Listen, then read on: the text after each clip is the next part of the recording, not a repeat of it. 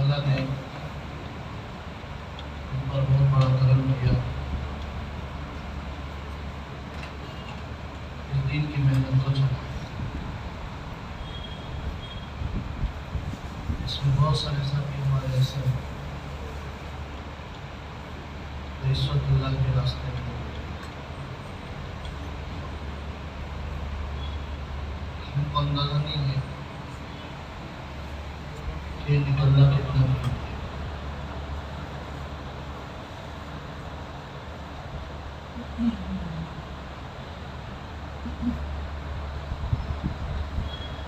صحابہ کو اس کا اندازہ تھا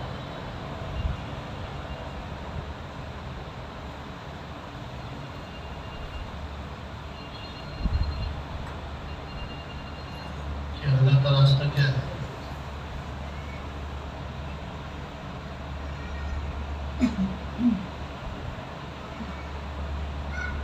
تو رکے نہیں، بڑھتے گئے، قربانی دیتے تھے۔ اتنی قربانی دی کہ قربانی دیتے دیتے قربانی کی چھت پہ پہنچ گئے، اس سے زیادہ قربانی نہیں دی۔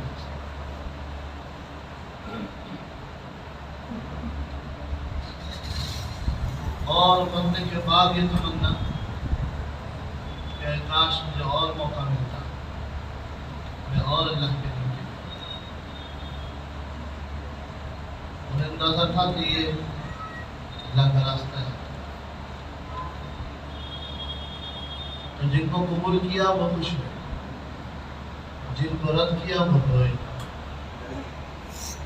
عبداللہ بن عمر رضی اللہ عنہما کو بدر سے بھی رد کیا اور احد سے بھی رد کیا۔ حضرت رافع کو بدر سے بھی اور احد سے بھی رد کیا۔ حضرت برا بدر میں اتنے چھوٹے تھے کہ اللہ کے راستے میں نہیں نکل سکتے تھے۔ جس کو احد سے بھی رد کیا گیا وہ بدر میں کتنا چھوٹا تھا، تو روئے بہت۔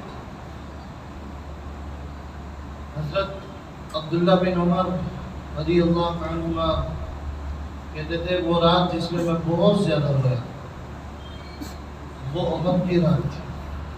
اللہ کے حبیب نے مجھے واپس بھیج دیا۔ بہت رویا۔ وہ لوگ بصیرت پر تھے، اس رات کی ہر قربانی اس کا اجر ہے۔ حضرت ابوبکر صدیق رضی اللہ عنہ حضرت اسامہ رضی اللہ عنہ کو چھوڑنے گئے، تو رخصت کرنے والے سنیت الوداع تک جاتے تھے۔ حضرت اسامہ چھوٹے ہیں اور جماعت کے امیر ہیں، اور صدیق اکبر خلیفۃ رسول اللہ صلی اللہ علیہ وسلم پیدل چل رہے ہیں، حضرت اسامہ سوار ہیں۔ حضرت اسامہ نے عرض کیا کہ اللہ کے رسول کے خلیفہ آپ پیدل میں سوار ہیں، مجھے اس سے شرم آ رہی ہے، یا تو آپ سوار ہو جائیں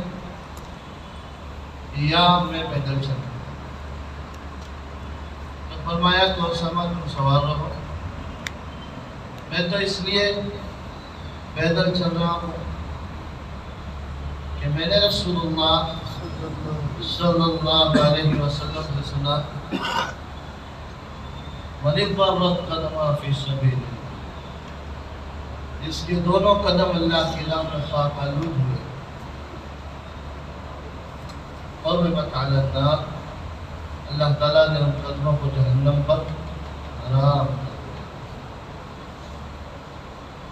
تو یہ چھوڑنے جا رہے ہیں، یہ بھی اللہ کا راستہ ہے۔ تو جو چلے میں آئے ہیں وہ اور جو 4 مہینے میں آئے ہیں وہ اللہ کے راستے میں. اللہ میں اس پر بصیرت نصیب کرے. عبداللہ بن مبارک رحمۃ اللہ علیہ بہت بڑے عالم. امام بخاری کی صحیح میں 23 حدیثیں ایسی ہیں جو ثلاثیات ہیں، جس میں 3 راوی ہیں، ایسے 5 راوی ہیں. اور یہ بخاری کا امتیاز ہے کہ اس میں 23 حدیثیں ثلاثیات ہیں. ان 23 حدیثوں میں 16 حدیثوں میں عبداللہ بن مبارک رحمۃ اللہ علیہ امام بخاری کے استاد ہیں. بہت بڑے عالم. کہتے ہیں اپنے زمانے میں ہر صفت میں سب سے آگے بڑھ گئے. تقویٰ میں ابن مبارک، ورع میں ابن مبارک، عبادت میں ابن مبارک. ایک سفر میں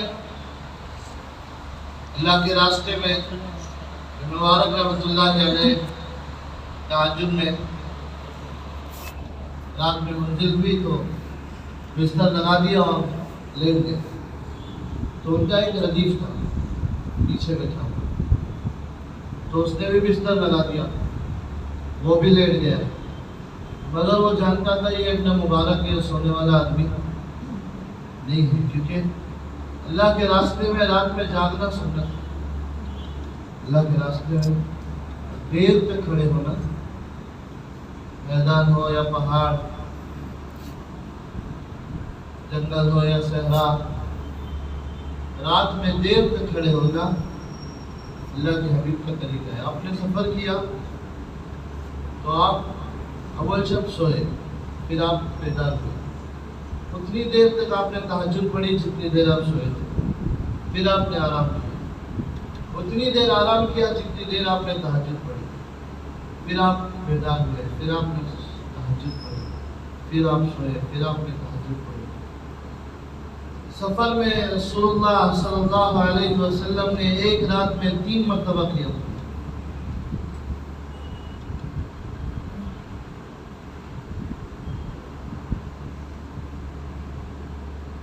اللہ کے راستے میں رات کا قیام، اللہ کے راستے میں رات کی تلاوت اللہ کو پسند، اللہ کے حبیب کو.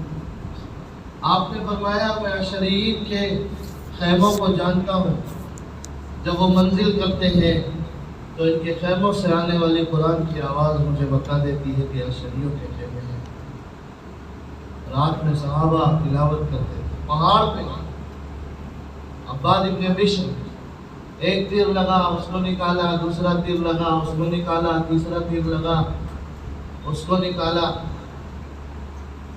میرے لیے بولنا آسان ہے، آپ کے لیے سننا آسان ہے. لیکن کہتے ہیں کہ ذمہ داری کا احساس نہ ہوتا تو مر جاتا سورہ کہف سے پہلے رکو نہ کرتا. کہاں ہے؟ چوکیداری میں ہے، اللہ کے راستے میں ہے. یہی عباد بن بشر مسجد میں رات میں، آپ کی مسجد میں اندھیرا تھا، تلاوت کر رہے تھے نماز میں. رسول اللہ صلی اللہ علیہ وسلم نے حضرت عباد کی تلاوت سنی. آپ اتنے خوش ہوئے، آپ نے فرمایا اللہم اغفر للعباد، اللہ عباد کی مغفرت. اللہ کے راستے میں لمبا قیام. اللہ کے راستے میں آپ خیبر گئے تو سواری پہ تھے اور اپنی سواری پہ آپ نفل پڑھ رہے تھے. اس لیے جو جماعتیں ہماری سفر کرتی ہے بسوں میں، ٹرینوں میں، تو نفل اور سنت نمازوں میں سیٹ پہ بیٹھ کے اس کو اچھی طرح سنیں. نافل اور سنت نمازوں میں سیٹ پہ بیٹھ کے جس رخ میں گاڑی چل رہی ہے اس رخ میں نفل نمازیں اور سنت نمازیں پڑھی جا سکتی ہیں. فرض نمازیں قبلہ رخ ہو کے کھڑے ہو کے پڑھیں گے. اور فجر کی سنت ہدایہ میں اس کی تصریح ہے فجر کی سنت کھڑے ہو کے قبلہ رخ ہو کے پڑھیں. اس کے علاوہ رکوع علی دابہ کی حالت میں، سواری کی حالت میں، کار میں ہو، بائک پہ پیچھے بیٹھے ہوں، نماز پڑھتے ہوئے اللہ کے راستے میں نماز پڑھ جائے.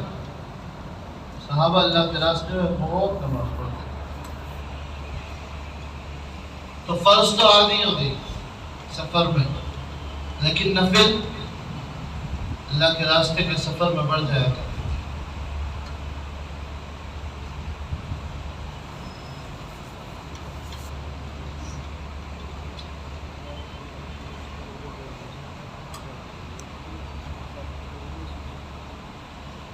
اس لیے ہمیں بصیرت ہو اس پر کہ ہم اللہ کے راستے میں ہیں، ہم اللہ کے راستے میں ہیں.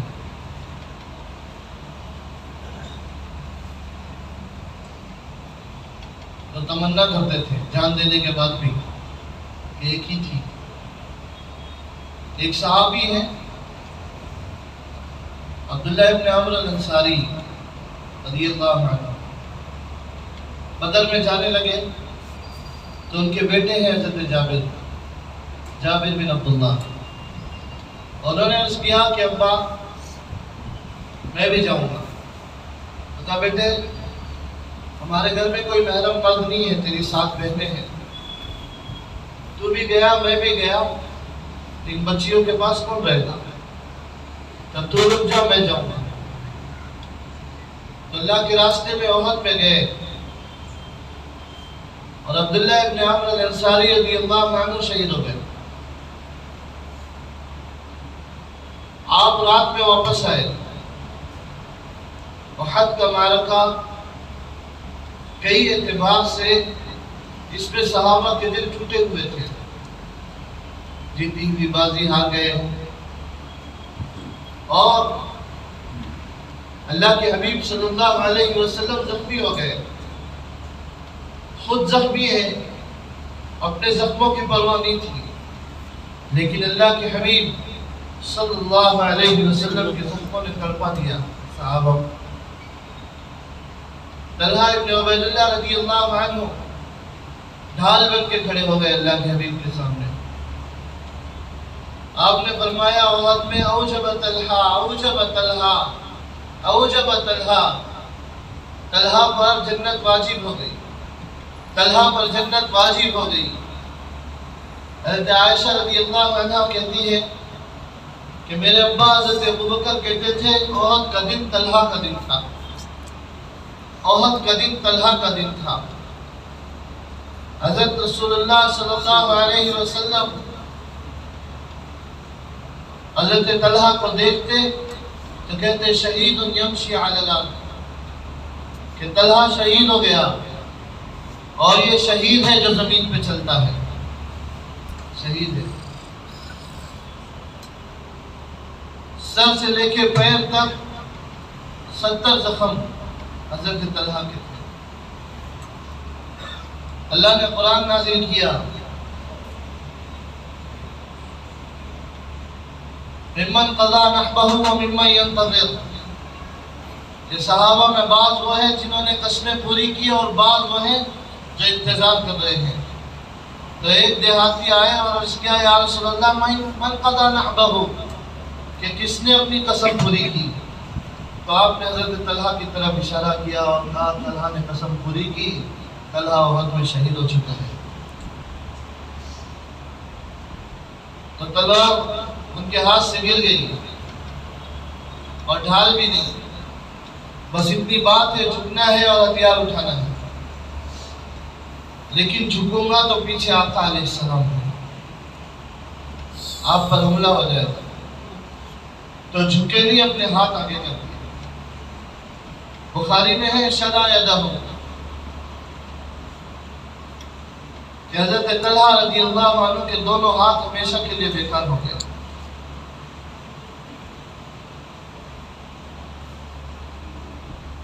جن کو اپنی جان سے زیادہ اللہ کے حبیب سے محبت تھی، سوچو اللہ کے نبی کے زخموں نے ان کا کیا حال کیا ہوگا۔ سنیچر کی رات تھی، صحابہ مدینہ میں آئے، زخموں میں ہے، حضرت حمزہ کی شہادت نے رلایا ہے، تڑپایا ہے، اور مدینہ میں کوئی ایسا نہیں ہے جس کا کوئی نہ کوئی عزیز شہید نہ ہوا۔ تب زخموں سے چور نڈھال پہنچے اور جبریل آئے اور کہا ہمیں الاسد میں جانا ہے۔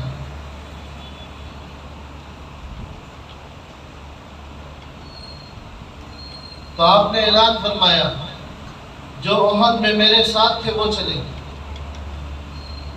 جو صحابہ زخموں میں چلے یہ بصیرت تھی ان کی، یہ اللہ کا راستہ ہے۔ ایک صحابی کہتے ہیں میں بھی زخمی، میرا بھائی بھی زخمی، اور ایک موقع ایسا آیا کہ وہ گر گیا، تو میں نے اس کو اپنے کندھے پہ اٹھایا۔ صرف ایک آدمی ان کے ساتھ ہوا جو احد میں نہیں تھا، اور وہ جابر ابن عبداللہ تھے رضی اللہ عنہما، جس کا باپ اور میں شہید ہو چکا ہے، اس کے گھر میں 7 بہنیں ہیں اور کوئی مرد نہیں ہے۔ اللہ سبحانہ تعالیٰ فرماتے تھے صحابہ نے قربانی دی، اور قربانی دیتے دیتے قربانی کی چھت پہ پہنچ گئے، اس سے زیادہ قربانی نہیں دی جا سکتی۔ اللہ کے وعدوں کا یقین۔ ابن مبارک لیٹے تو ان کا جو ردیف تھا وہ سوچا کہ یہ سوئیں گے نہیں،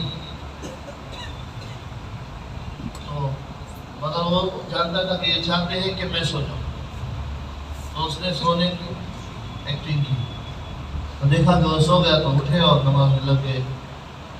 صبح سے ذرا پہلے اس نے جگایا کہ اٹھ، یہاں دریا ہے، وضو کر لے، فجر پڑھنی ہے۔ تو اس نے کہا میں تو وضو سے ہوں، میں تو سویا ہی نہیں، میں تو رات بھر آپ کو دیکھ رہا۔ تو اتنا دکھ ہوا ابن مبارک رحمۃ اللہ علیہ کو، لمبا سفر تھا، کہتے ہیں جاتے ہوئے اور آتے ہوئے غم کی وجہ سے کہ اس کو میری رات کا پتہ کیوں چلا، پورا راستہ مجھ سے بات نہیں کی۔ کہتے ہیں اپنے زمانے میں ان سے زیادہ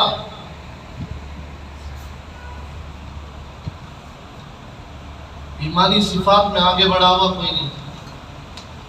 مبارک رحمۃ اللہ علیہ ایک لڑائی میں دشمنوں کی طرف سے ایک پہلوان آیا، اس نے کہا حل میں مبارز، کون مقابلہ کرے گا؟ ابن مبارک گئے، نقاب میں تھے، کسی کو معلوم نہیں تھا، اسے پہنچا دیا جہنم۔ دوسرا آیا حل میں مبارز، اس کو بھی پہنچا دیا، تیسرے کو بھی پہنچا دیا، اور وہاں سے کوئی نہیں آتا تو اعلان کیا حل میں مبارز، کون میرا مقابلہ کرے گا؟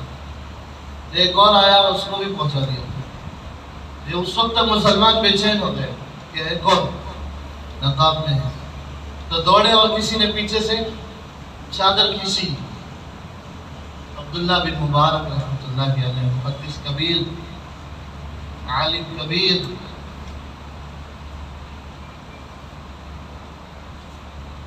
مکبر گنے گئے ان کی درس میں، مائک کا زمانہ تو نہیں تھا، تو 1100 مکبر ایک مجلس میں تھے،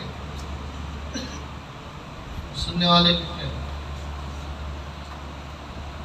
جس سفر میں انتقال ہوا وہ 2700 کلومیٹر کا سفر تھا۔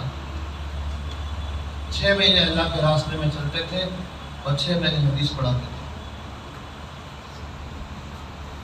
اور جب اللہ کے راستے سے لوٹتے تو اپنا سامان جھٹکتے اور ساری دھول جمع کرتے کہ اللہ کے راستے کی دھول ہے، اور وصیت کی مرنے سے پہلے اس کی اینٹیں بنا کر میری قبر میں رکھا جائے کہ اللہ کے راستے کی دھول ہے۔ یہ بصیرت کہ وہ اللہ کے راستے میں ہے، یہ معمولی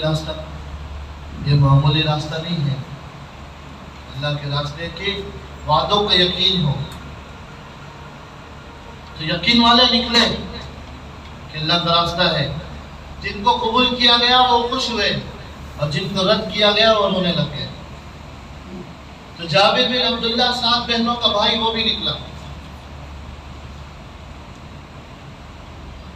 ایک دن اللہ کے حبیب علیہ السلام نے دیکھا حضرت جابر کو غمگین ہے. تو آپ نے پوچھا جابر کیا بات ہے؟ کہا یا رسول اللہ والد شہید ہو گئے ہیں اور 7 بہنیں ہیں. تو آپ نے فرمایا اے جابر میں تجھے وہ بات نہ بتاؤں جس سے تو خوش ہو جائے. کہا یا رسول اللہ کیا بات ہے؟ کہا تیرے والد گرے تو فرشتوں نے انہیں اپنے پروں میں لے لیا اور اللہ کی پاک بارگاہ میں لے گئے. اور اللہ تعالیٰ نے آج تک جس سے ملاقات کی ہے پردے میں کی ہے. تیرے والد سے ملاقات کی تو پردے ہٹا دیے گئے. اور کہا فرمایا یا عبداللہ تمن علیہ. اور عبداللہ کیا خواہش ہے تیری کہ اللہ کے لیے بڑی قربانی دے کے آئے ہیں. تو کیا کہا؟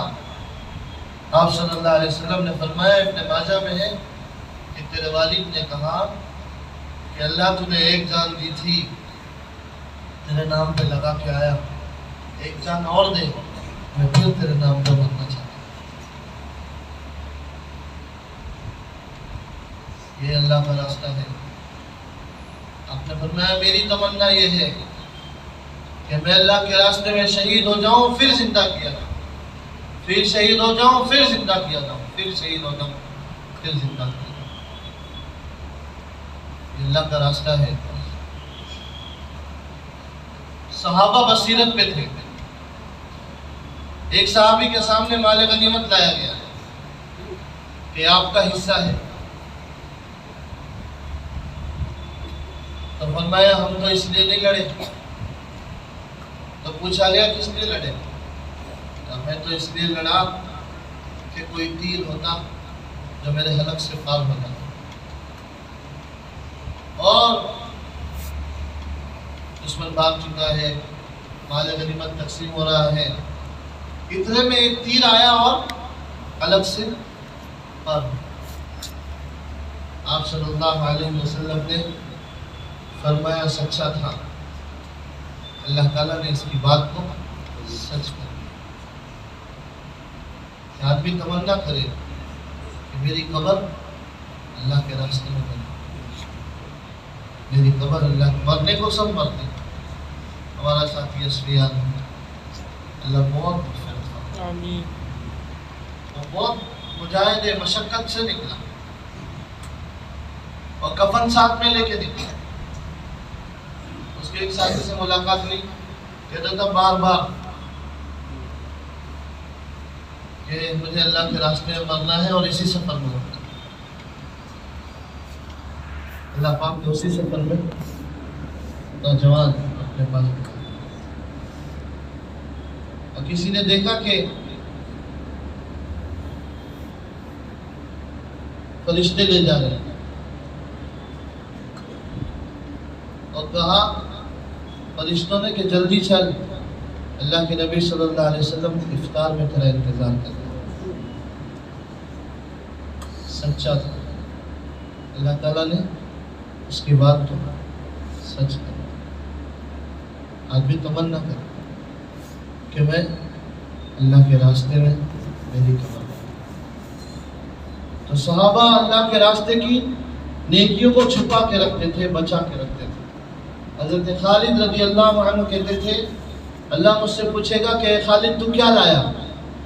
تو میں کہوں گا اللہ وہ رات جس میں ساری رات بارش ہوئی, ہم میدان میں تھے اور میرے پاس ڈھال کسی کا کچھ بھی نہیں تھا, سردی بہت تھی اور رات بھر جاگتے رہے اور صبح ہوتے ہی دشمن سامنے تھا.